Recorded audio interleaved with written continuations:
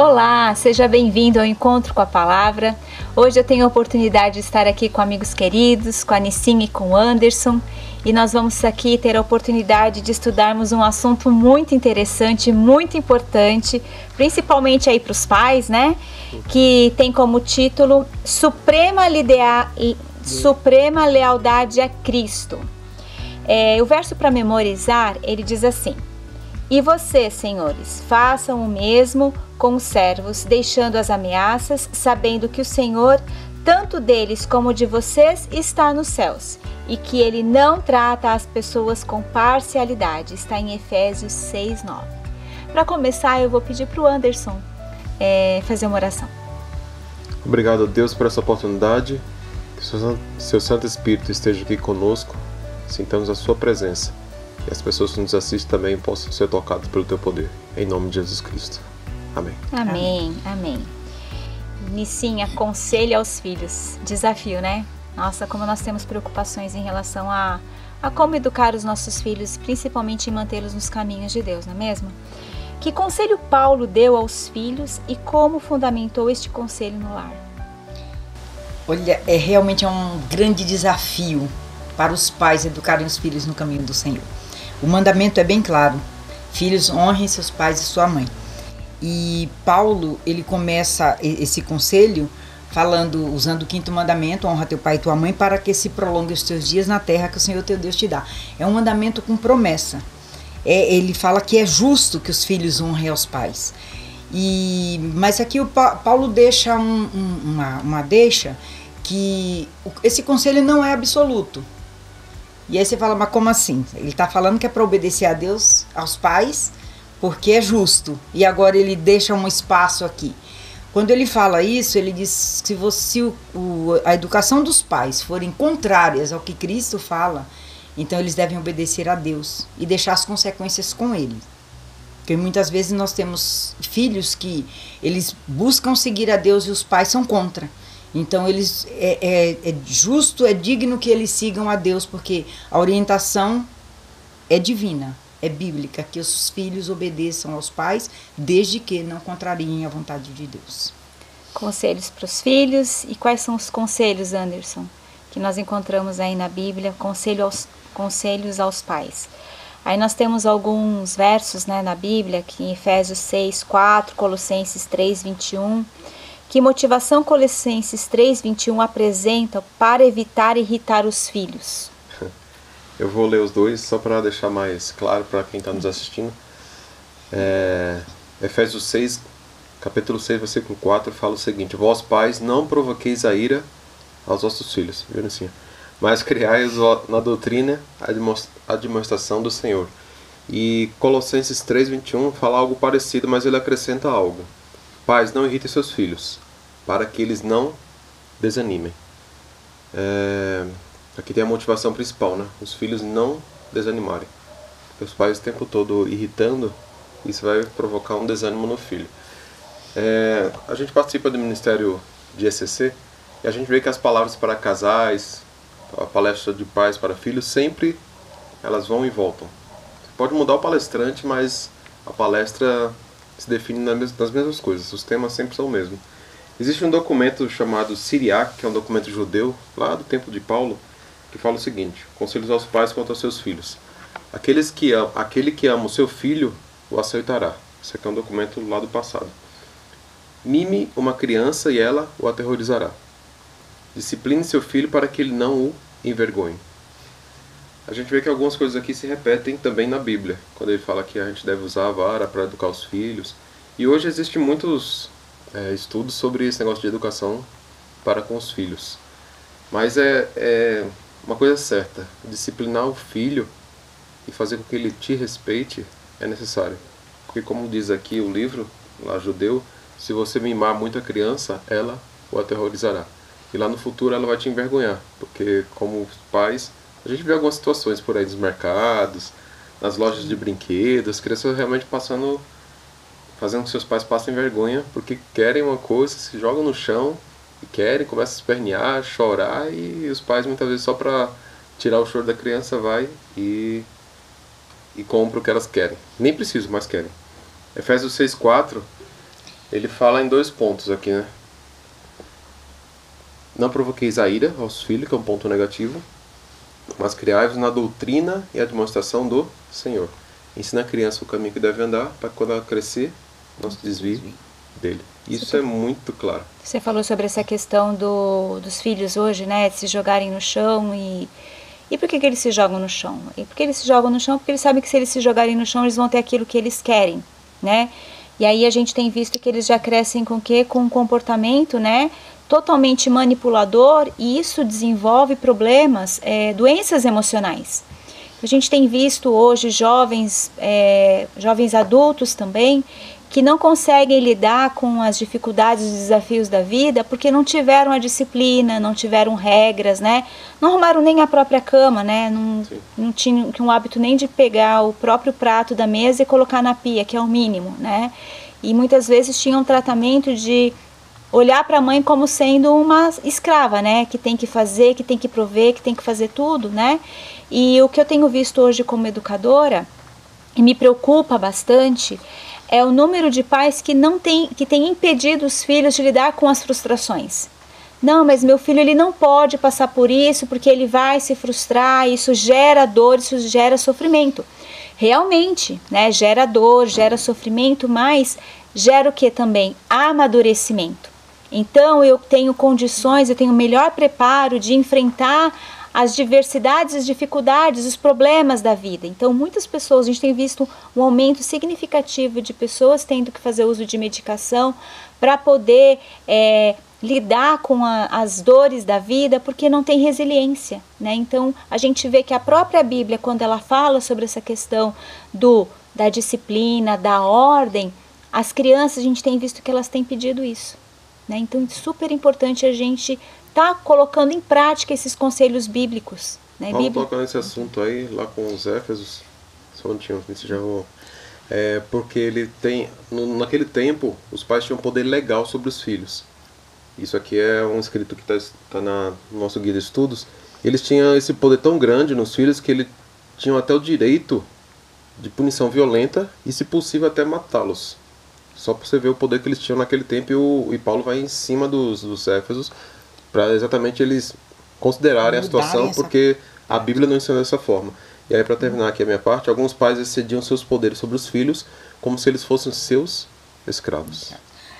Você tocou num ponto aqui importante, que fala assim que na cultura grega, os pais tinham autoridade sobre os filhos até 60 anos, e na romana até a morte.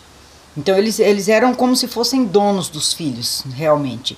E quando você estava falando, Catê, da falta de limite, digamos assim, com os filhos, eu lembro quando meu filho era pequeno, eu ouvi de uma educadora que as crianças não podem ficar ouvindo não, porque vão se tornar pessoas negativas na vida.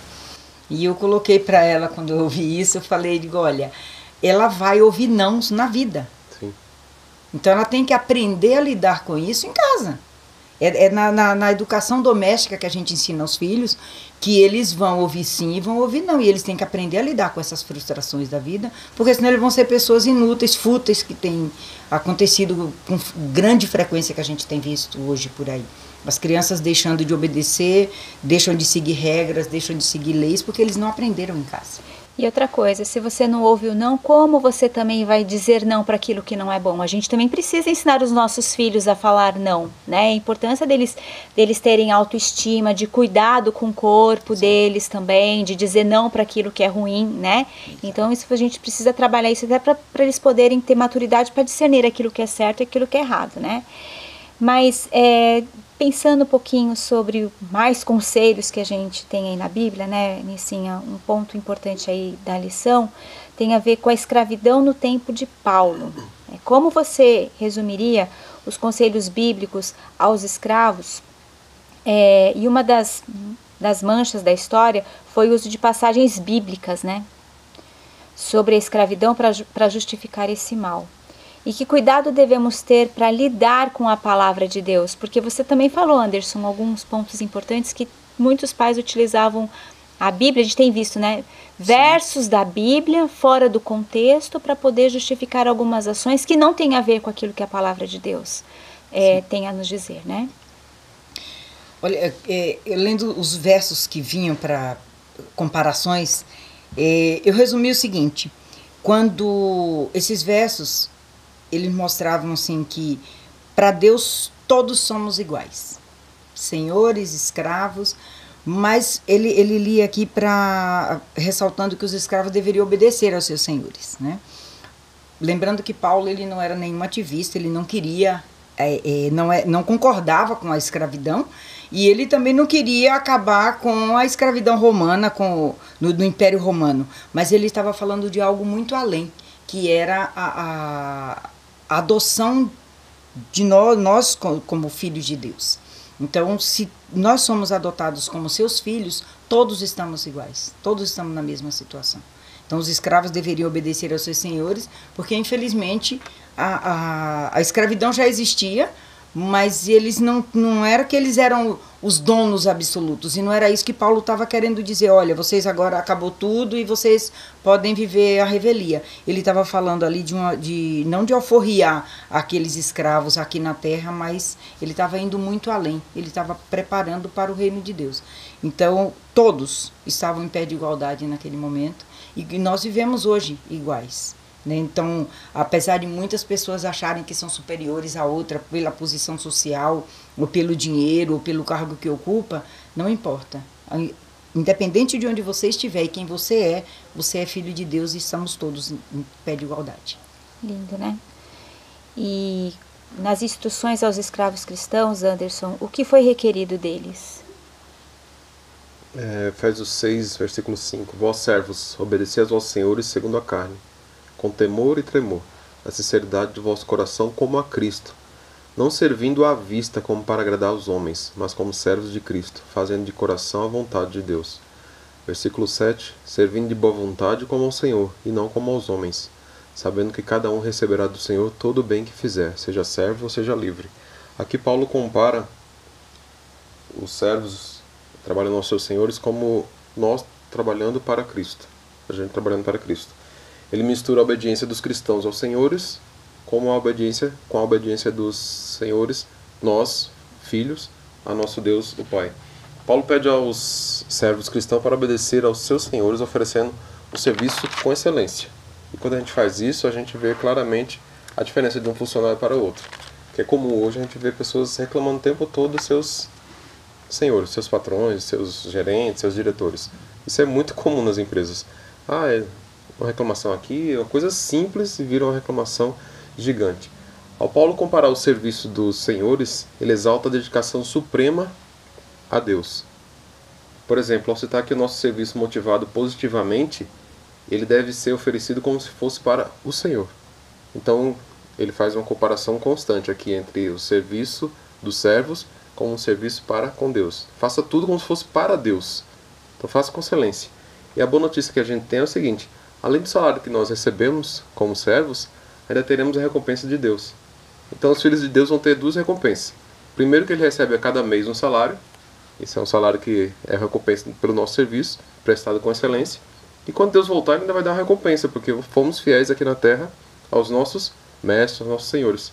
Então imagina só, nós cristãos, o que temos como direito. Uma recompensa ainda que virá no futuro, quando Deus voltar. Todo o nosso serviço aqui será recompensado por Cristo quando Ele voltar para buscar os seus filhos. Então é muito bom fazermos as coisas para os nossos diretores, gerentes, com excelência, pensando como se fosse fazer para Cristo, né? E eles veem algo diferente na gente, né? Ele vê, a pessoa que tem o temor de Deus, ela serve de uma forma diferente, ela não serve reclamando, né? Ela pergunta, o que mais eu posso fazer, né? O que mais eu posso fazer? Não fica muitas vezes olhando para o relógio, né? Eu acredito, se eu fosse um líder, eu agiria dessa forma, né? Então, simplesmente está lá para servir, né?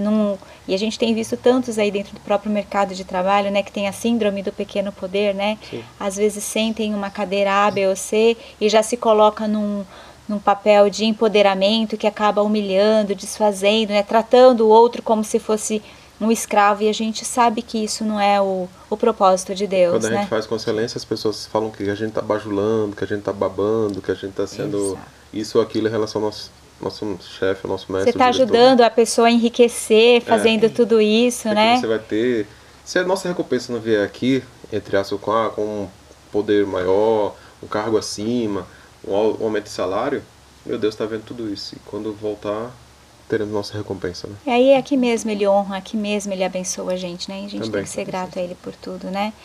Nicinha, pensando aí na questão de escravos, né? Seja servo, seja livre, né? A palavra livre refere-se aos senhores, né? Paulo imaginou escravos e senhores em pé de igualdade. Você já começou a falar sobre essa questão da igualdade, né? Diante de Cristo no juízo. O que você tem a nos dizer sobre isso? Quando Paulo chama os cristãos a obedecerem aos senhores com temor e tremor, com sinceridade de coração, ele não está colocando a aprovação à escravidão, né? Porque quem a gente lendo a história, a gente vê, a escravidão foi algo muito terrível. Assim como as pessoas eram escravas no trabalho, muitos de nós hoje somos escravos do pecado também. E ele coloca isso aqui para que os escravos e os senhores, eles tivessem acima de tudo respeito. Naquela época da escravidão, tinham senhores que eles, pelo poder que ele tinha de ser dono do escravo, eles maltratavam, os escravos sofriam abuso sexual, eles eram marcados com ferro quente, eles eram algemados. Então, o sofrimento que os escravos tinham era muito grande. Então, é bem importante a gente salientar aqui que Paulo não aprovava isso. Isso não está na Bíblia. E ele fala para os escravos obedecerem aos senhores, porque eles tinham a hierarquia. Mas ele fala também para os senhores tratarem os escravos com respeito. Isso é o ponto mais importante. Tanto escravos como senhores, eles tinham que ter respeito uns pelos outros. E isso vem de Deus. Se as pessoas não estão em Deus, a pessoa não busca a Deus em sua vida, em nenhum momento ele vai ter respeito pelo próximo.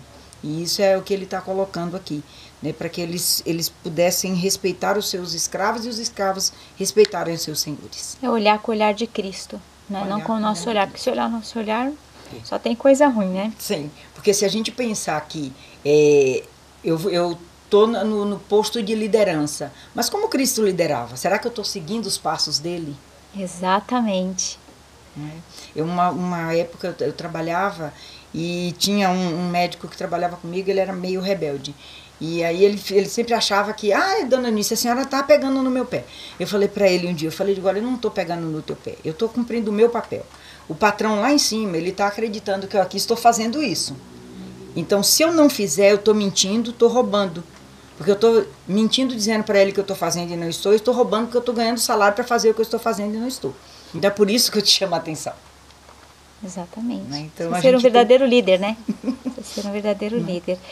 E voltando aí para a questão das crianças, Anderson, né? Isso é algo que me incomoda muito, porque me preocupa bastante, porque eu tenho visto jovens e adultos muitas vezes com comportamentos de crianças mal resolvidas, né, que tiveram uma infância que não puderam ter responsabilidades, passaram por situações também de maus tratos, e a gente sabe que isso é algo muito sério e que marca negativamente uma vida para sempre, né? E se não for bem tratado, aí a gente tem os profissionais da área de saúde, né, os psicólogos que podem também colaborar diante das questões mal resolvidas da nossa vida, né? E tem um ponto muito marcante na lição, e aí a gente já vai para a fase final, que diz assim: o respeito de Paulo pelas crianças. Olha só, naquela época Paulo já tinha um olhar diferenciado para as crianças, e hoje isso ainda é raro. Então, se a gente olhar toda a história, as crianças não tinham um olhar como sendo um ser, né? Só passava a ser uma pessoa a partir do momento que se tornava adulto, né? Isso é coisa de criança, e isso também tem sido um discurso pontual nos dias de hoje. Isso é coisa de criança, é criança, como se não fosse uma pessoa. Na verdade, é uma pessoa em fase de desenvolvimento, né? Então, o respeito de Paulo pelas crianças como companheiras de fé. Olha que lindo, né? Aumenta nossa preocupação com a forma como as crianças são tratadas em nosso mundo hoje. Sua palavra aos pais nos convida a considerar as responsabilidades parentais, aplicar o conselho dos pais para o desenvolvimento dos filhos, né? E como é importante a gente olhar para a criança e ver que ela também precisa ser ouvida dentro de casa, ela precisa ser desafiada também por todos nós. E uma das questões também que eu me preocupa bastante são crianças que sofrem violência emocional, né, sofrem violência física, e também tem as questões que envolvem alienação parental, né, quando os pais se separam e aí a criança fica no meio, né, e muitas vezes ela é atacada, ela é objeto para poder atingir o pai ou a mãe, né, porque muitas vezes existe uma relação mal resolvida entre o casal, né, entre o ex-casal, seja lá o que for, porque a alienação parental, ela também acontece com os casais dentro do lar também, quando não são separados, né. Então, o que vocês têm a nos trazer nessa questão? Olha, eu lendo essa parte da lição, me chamou muito a atenção, porque assim, as crianças são um dom precioso de Deus, para os pais, para a família, para a sociedade, para a nossa comunidade cristã, e a nossa responsabilidade com relação a essas crianças é muito grande. Nós temos que ajudar os pais a educarem os filhos nos caminhos do Senhor. Muitos pais levam as crianças e deixam que eles dominem a família, né? Ao passo que alguns, como você mencionou, acham que tudo é criança e que ele não entende nada, outros deixam que a criança tome conta. Às vezes os pais vão viajar e falam assim, só vou se o meu amiguinho for. E o pai leva o amiguinho. Então, ou seja, a criança está dominando. Mas, por outro lado, esses pais precisam, às vezes, de uma orientação, porque eles estão repetindo aquilo que eles também vivenciaram. Eles não foram bem instruídos, bem educados, e, consequentemente, os filhos vão seguir o mesmo passo, porque ele vai cometer o mesmo erro que ele já viveu. É um negócio que não é instantâneo, uma educação, né? Porque meus pais podem ter trazido coisas e eu estou levando coisas para minha filha. Então isso vai levando e vai levando e vai levando, ela vai levar para os filhos dela, até que para quebrar tem que ser porque pode existir um trauma pontual, tipo um abuso, alguma coisa, ou pode ser um trauma que você vai levando por toda a sua infância. Por exemplo, o pai que não fala para o seu filho eu te amo, isso é um trauma que vai sendo criado dia após dia. 1 ano, 2 anos, até que ele se torna adulto e nunca ouviu do seu pai um eu te amo. Isso é um trauma. Isso vira uma barreira, porque até para passar isso pro seu próprio filho agora, vai ser difícil, porque ele não teve esse carinho recebido, não teve a atenção recebida. Você passar isso é uma dificuldade, é um trabalho. E quando é um trauma pontual, tipo um abuso, isso também, para ser quebrado da mente, é algo que vai por um bom tempo. Nós temos o privilégio e a responsabilidade de aplicar os valores do Evangelho aos nossos relacionamentos. Isso seja servos e senhores, pais e filhos, filhos e pais. Então, como cristãos, temos esse privilégio de aplicar a vontade de Cristo nas pessoas. E aí podemos transformar esses traumas pontuais, esses traumas de uma vida toda, assim, num dia a dia, através do trabalho de um ministério infantil na igreja, através de um trabalho nas escolas, algo que pode ser melhorado, mas não curado de um dia para a noite, porque relacionamento pode ter feridas que a gente leva para a vida toda, né? E às vezes de forma muito sutil. Eu acompanhei uma moça já, que ela tinha sérios problemas emocionais, porque se ela não fizesse as coisas do jeito que a mãe dela queria, a mãe dela ficava por meses sem falar com ela. Olha só, e muitas vezes ela não sabia, ela ia lá falar com a mãe dela, ô mãe, e a mãe virava a cara para ela, não fale comigo. Mas por que você não quer falar comigo? Não quero falar sobre o assunto. Agora você imagina uma criança crescer num ambiente, uma mãe extremamente imatura, né, uma mãe imatura, que de certa forma ela praticava violência emocional, e a menina cresceu com sentimento de culpa. E o que aconteceu com ela? Ela se sujeitava a tudo para poder agradar os outros. E aí entrou naquele ponto que a Nicinha colocou lá no começo, de não saber falar não. Então ela falava sim, sim, sim para tudo, para não correr o risco de sentir a dor da rejeição. Então aí é importante, pais, e aí também não só os pais, mas também todos que temos a oportunidade de nos relacionarmos com as crianças, é entender que a linguagem do amor, ela envolve o sim, a linguagem do amor, ela envolve não, e envolve também vivenciar as consequências das escolhas erradas, né? Porque tem pais também, eu que estou sou educadora, eu tenho visto pais que ensinam os filhos a mentir. Tipo, a criança não estava se sentindo muito bem, ou fizeram uma viagem, e aí, para poder fazer uma prova na escola, precisa da apresentação do atestado médico, e vai e compra um atestado. Você está ensinando seu filho a quê? Então, o que nós, enquanto pais, nós, enquanto igreja, nós estamos formando aí para a sociedade? A gente precisa, sim, de homens e mulheres de valor. E o mercado de trabalho hoje, acima de um excelente currículo, ele tem buscado o quê? Pessoas que tenham valores éticos, morais, e esses estão de forma riquíssima dentro da palavra de Deus. Então nós temos que ensinar as nossas crianças e os nossos adolescentes a amarem a Jesus. E para amar a Jesus precisa conhecer. E a forma como ele tem para conhecer a Jesus é através do nosso exemplo.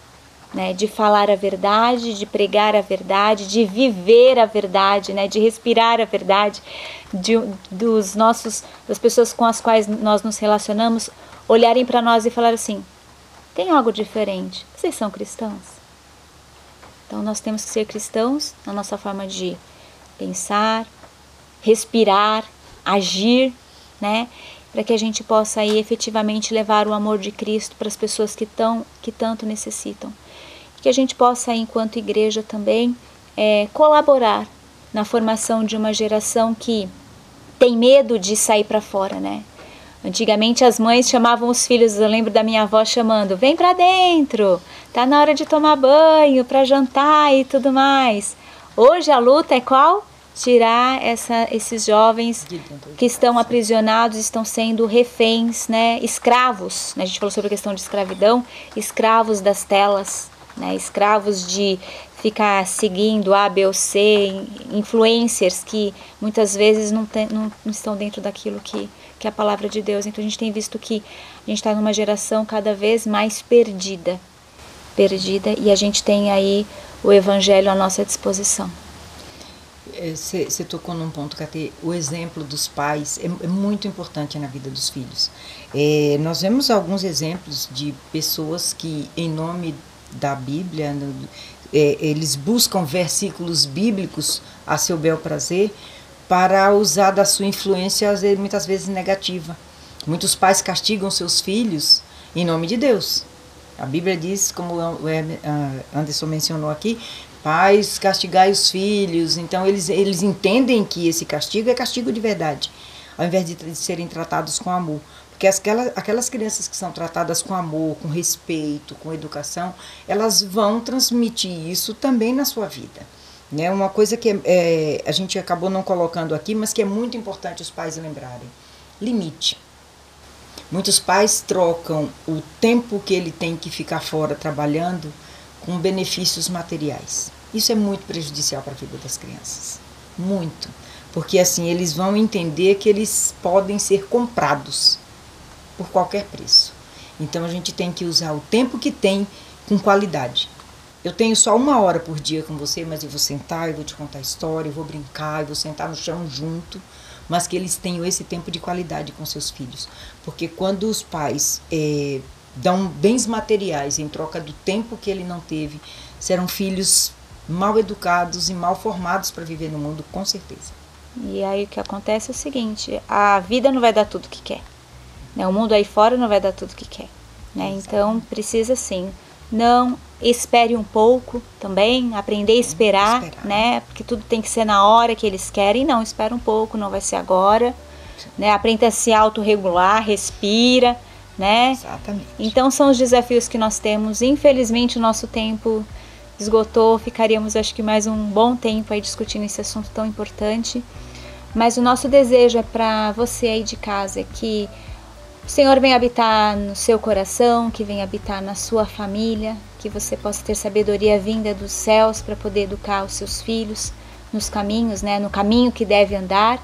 Mas esse caminho está aqui, na palavra de Deus. Então estude, invista o seu tempo, não é gastar tempo, Invista o seu tempo estudando a palavra de Deus. E que Deus abençoe muito você e sua família. E para finalizar, eu vou pedir para a Nicinha fazer uma oração. Querido Deus, nós somos muito gratos a Ti pela oportunidade que tivemos de estudarmos um pouco da Tua Palavra neste momento. Nós abrimos o nosso coração a Ti para que o Senhor entre em nossa vida e nos ensine a vivermos de acordo com a Tua vontade, de sermos pessoas livres e mostrar para o mundo que nós somos livres em Cristo e que nós, como pais, possamos educar os nossos filhos nos Teus caminhos. Nós Te agradecemos esse privilégio e Te pedimos essa bênção em nome de Jesus. Amém. Obrigada, Nicinha, obrigada, Anderson, e esperamos por vocês no próximo Encontro com a Palavra. Até lá!